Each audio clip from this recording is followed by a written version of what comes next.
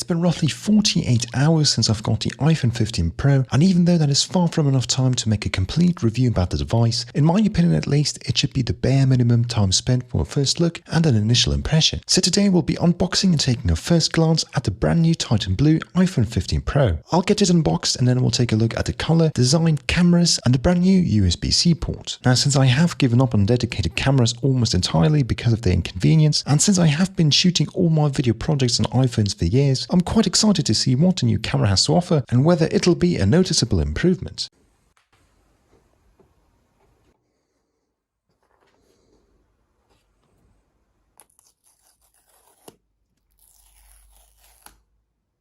Inside the box we have the new iPhone itself, which we'll set up in a minute, the usual stickers and paperwork, which probably nobody will bother reading, and a USB Type-C charging cable for the brand new USB 3 Type-C port on the Pro models, which I'm frankly very excited about because a new overhaul was due for a very long time. The cable Apple's shipping with their phones though can only do USB 2.0 speeds, so if you were looking to take advantage of the 10 gigabit per second USB-C speeds on the Pro models, you have to buy a separate cable. And as we're used to now, there's no charging brick or headphones in the box anymore, making it an incredibly small box overall. Alright, so I've gone for the new Titan Blue color for my Pro model, and I think it quite strongly resembles the midnight blue color we've already seen on Apple's M2 MacBook Air series. And first impressions, I think it just looks stunning. It has a very matte and dark look to it, but adds just the right amount of color to differentiate itself from the Titan Black one, which frankly looks very much like the black on the iPhone 14 Pro, so I'm quite happy that Apple has introduced this new color on the new iPhones, and it really does a good job of hiding the camera bump, as that one has the same shade of color as well. I also know that a lot of people are going absolutely crazy over the new natural titanium finish, but I honestly think it kind of looks like the silver on the iPhone 11 Pro, which I'm still using to this day as a camera on my setup, and even though that one had metal bezels, for my taste it looked far too similar, and I wanted to go for something different. Looking around at the sides, Apple have finally got rid of the fingerprint-prone stainless steel bands and introduced the same material that the back of the phone is made of, which is their new titanium and gives it a quite different look, even if it still attracts fingerprints. The buttons have changed for the first time since I can recall by substituting the mute switch with the tactile feedback button that can be customized with basic functions like a mute or camera opening option, but can also run any shortcuts your heart desires, which gives you more options, which I'm always a fan of. Now, you might have noticed that I still have a SIM card tray on mine, and that's because this is a UK and Europe model. If you're in the US, you won't have a physical SIM tray anymore, just like the 14 models didn't either last year. The phone feels considerably lighter than the previous model, which is an added bonus in itself, and on the bottom we've got probably my favorite addition overall, the USB 3 Type-C port. It hasn't got Thunderbolt speeds, as knowing Apple that will probably be reserved for the next iPhone Pro models, but overall it's quite nice to see a progression in that regard, as I always edit off external drives, and this will arguably make things a lot easier. Looking at the camera bump, we've got 3 lenses yet again, including the new and somewhat improved 48 megapixel main, a 12 megapixel ultra wide, and a 12 megapixel telephoto lens. On paper they are pretty much identical to last year's model, but something completely new according to Apple is their new technology on the main lens, which allows for an up to 5 times optical zoom and therefore up to 25 times digitally, as well as overall better image stabilization on the Pro Max. This would make it a first that the Pro and Pro Max models have significant differences, the screen size and battery aside, between them. The Pro does roughly stay the same though, but we'll get to real life examples and more camera stuff a bit later on. For now, let's take a quick look at the screen on this.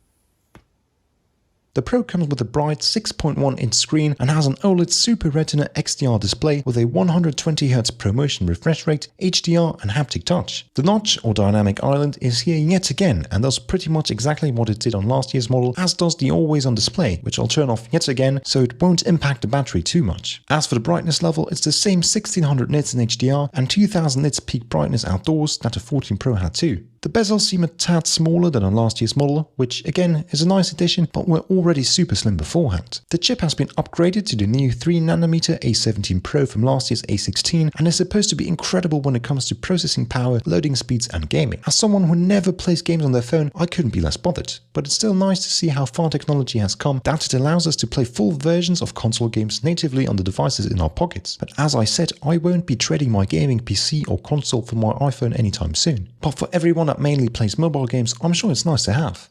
Right, so let's take a deeper look at the cameras. On paper, the stats look exactly the same as last year's, the only noticeable difference being the 5x optical zoom on the main camera for the Pro Max, which the Pro doesn't get. And if it wasn't for the optical stabilization improvement, yet again on the Pro Max, that would be it. After toying around with it for a few hours, this is what pictures look like on the Pro. They obviously look great, as they did last year as well, but I can't get over the fact that they look very similar to last year's model. And as for videos, well, we've still got the same modes, and if it wasn't for the new 5x button on the Max, which is a 3x on the Pro, you could think it was the same interface. Videos obviously still look great, and apparently cinematic mode has also seen an improvement, even though I'm still not sure what exactly has changed yet, but maybe that'll become apparent once I spend more time with it. Okay, so as for the prices, there are 4 colors to choose from, 4 storage options and 2 screen sizes as per usual. I've gone for the 1TB Titan Blue Pro, which is a whopping $1,499, £1,499 sterling, or here goes €1,829. Now this, if you ask me, is definitely more than a phone should cost, but I use it every single day and for everything that I create. I couldn't bring myself to spend the extra money for the Max though, as I don't really need it and prefer having a smaller phone in my pocket anyway. So my first impressions of the 15 Pro is that even though I quite like it, the USB-C port and allegedly better cameras aside, you're not really getting an awful lot more compared to the 14 Pro, and even those aspects might be debatable depending on which side of the argument you're standing. I for one always felt very annoyed that I needed to carry one lightning cable if I wanted to charge my phone, since all my other devices work via USB-C. But I can also understand everyone who has accumulated quite a lot of these lightning cables over the years, which are now effectively becoming useless. As for the cameras, if you're not that much into creation or photo/videography either, those tiny changes won't excite you at all. And if you are, right now, it seems very negligible. But on the other hand, if you're only upgrading your phone every few years and do welcome the change to USB-C, depending on which model you're upgrading from, the 15 Pro might be a really good option, as it ticks all the boxes last year's iPhone did too, but does it slightly better overall. Over the coming weeks, I'll do a full review of the iPhone 15 Pro after having it used for considerably more time than now to give you my final opinion on it.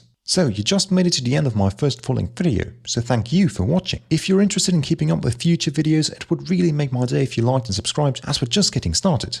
Until next time.